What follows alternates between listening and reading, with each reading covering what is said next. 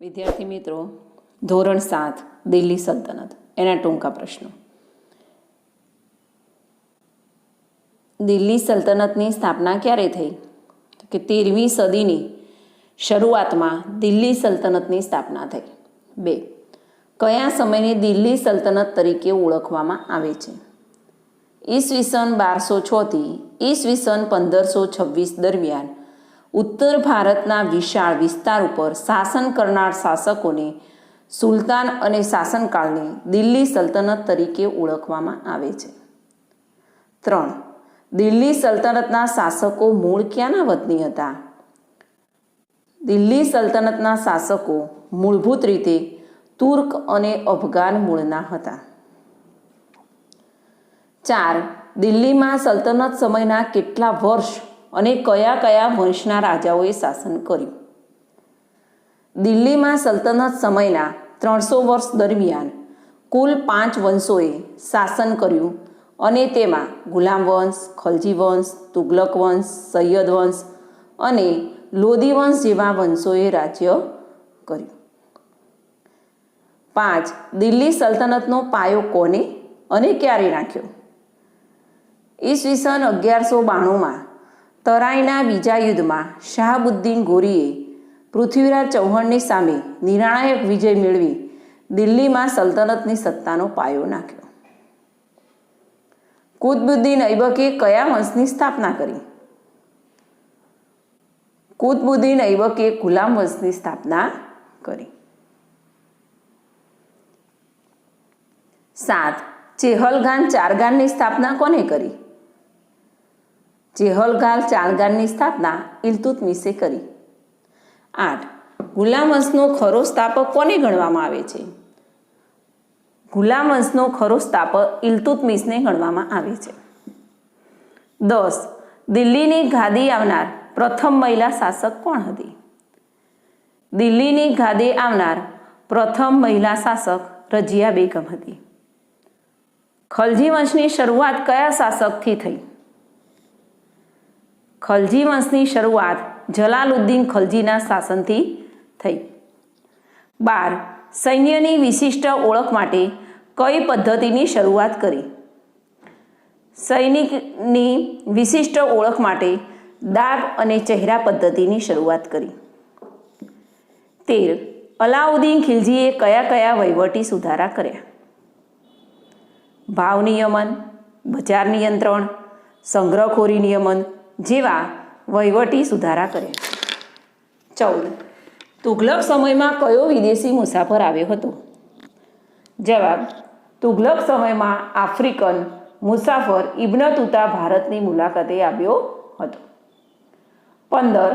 સૈયદ વંશની સ્થાપના કોણે કરી?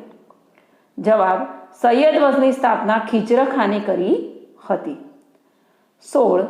લોધી વંશની સ્થાપના કોને કરી? લોધી વંશની સ્થાપના બહલોલ લોધીએ કરી. 17. પાણીપતનું યુદ્ધ કોની કોની વચ્ચે થયું?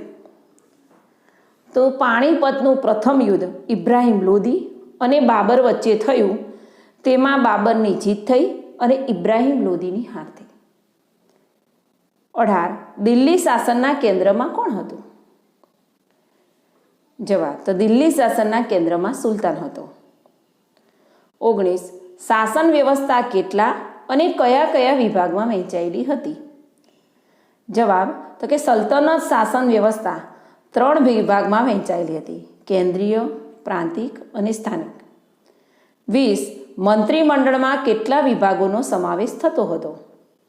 જવાબ: મંત્રીમંડળ વિભાગમાં સેના વિભાગ, પત્રવ્યવહાર વિભાગ, ગુપ્તચર વિભાગ વગેરે વિભાગોનો સમાવેશ થતો હતો.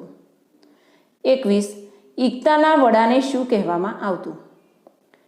જવાબ: ઇકતાનો વડો ઇકતેદાર કે મુક્તિ કહેવાતો.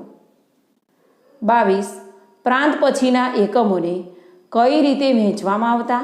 તેને કયા નામે ઓળખવામાં આવતા? પ્રાંત પછીના એકમોને જિલ્લા અને તાલુકામાં વહેંચવામાં આવતા, જેને અનુક્રમે શીખ અને પરગણા કહેવામાં આવતા. 23.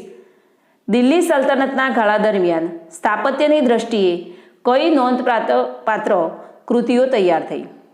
જવાબ, દિલ્હી સલ્તનત કાળ દરમિયાન સ્થાપત્ય કલાની દ્રષ્ટિએ કિલ્લાઓ, મસ્જિદો, મકબરા, મકાનો, બગીચા, દરવાજા, મિનારાઓ વગેરે નોંધપાત્ર કૃતિઓ તૈયાર થઈ.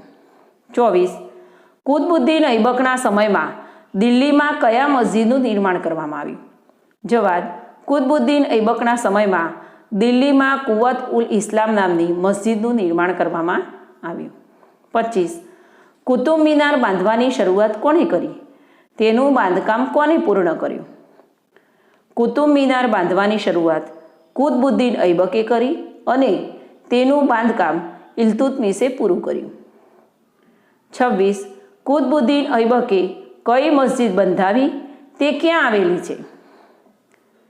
કુતબુદ્દીન ઐબકે ઢાઈ દિન કા ઝોંપડા મસ્જિદ બંધાવી અને તે અજમેરમાં આવેલી છે. 27. ઇલ્તુત્મિશના સમયમાં કયા કયા બાંધકામનો સમાવેશ થાય છે? ઇલ્તુત્મિશના સમયમાં હોજે સમ્મી, સમ્મી ઈદગાહ અને જુમ્મા મસ્જિદનો સમાવેશ થાય છે. 28. તુઘલક શાસન દરમિયાન કયા નગરો વસાવવામાં આવ્યા હતા? જવાબ, તુઘલક શાસન દરમિયાન તુઘલકાબાદ, ફિરોજાબાદ, હિસાર, જોનપુર, ફિરોજપુર, ફતેહાબાદ વગેરે નગરો વસાવવામાં આવ્યા. 29. વિજયનગરની સ્થાપના કોણે અને ક્યારે કરી? તો વિજયનગરની સ્થાપના હરિરાય અને બુક્કારાય નામના બે ભાઈઓ ઈસવીસન 1336માં તુંગભદ્રા નદીના કિનારે કરી. 30. વિજયનગરની સામ્રાજ્યમાં કયા કયા વંશોએ શાસન કર્યું? તો જવાબ, વિજયનગર સામ્રાજ્યમાં સંગમ વંશ, સાલુ વંશ, તુલુ વંશ અને અરવિડુમ વંશે શાસન કર્યું. 31. તુલુ વંશનો શ્રેષ્ઠ શાસક કયો હતો? તો તુલુ વંશનો શ્રેષ્ઠ શાસક કૃષ્ણદેવરાય હતા. 32. બહમની રાજ્યની સ્થાપના કોણે અને ક્યારે કરી? તો જવાબ, બહમની રાજ્યની સ્થાપના તુઘલક વંશના સમયમાં જ જફર ખાને ઈસવીસન 1347માં કરી. 33. દિલ્હી સલ્તનતની સ્થાપના કોના દ્વારા થઈ? તો દિલ્હી સલ્તનતની સ્થાપના 1206માં કુતબુદ્દીન ઐબક દ્વારા થઈ. આ રહ્યા ધોરણ 7 પાઠ 2ના ટૂંકા પ્રશ્નો. તમારી આવનારી એકમ કસોટીમાં, પરીક્ષાઓમાં